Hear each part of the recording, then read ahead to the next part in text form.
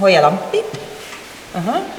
Et need on siis need 3 suurt pragu, mis tekkisid siis, kui põrandaga töid tehti, aga nad üldiselt ei ole...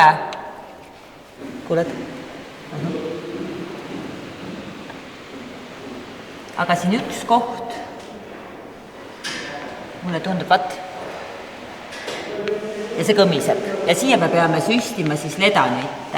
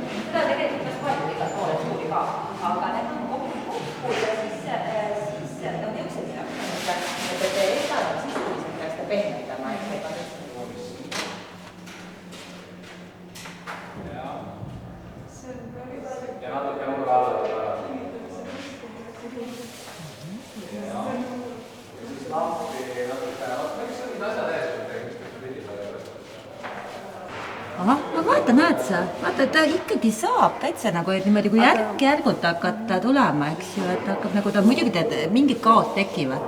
See, et see liimikiht nagu tuleb läbi sellest. Ja ta ilmselt jätab vaata mingid randid igal juhul, eks ju, aga need me pärast toneerime, igal juhul me saame, muidu oleks kogu see värviala sisuliselt oleks kadu, eks ju, et me päris palju saame ikkagi kinnitada seda ära.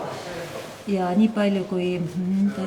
Ja pärast saab nagu tõenäoliselt, proovime selle koha, eks vaikselt ära ja siis saab tõenäoliselt rullides etanooliga või atsetooniga selle pinnakihilt maha, selle läike. See on. Me tegelikult oli, aga ma tassisin nagu asjad, mis tundusid ebavajalikud, viisime tagasi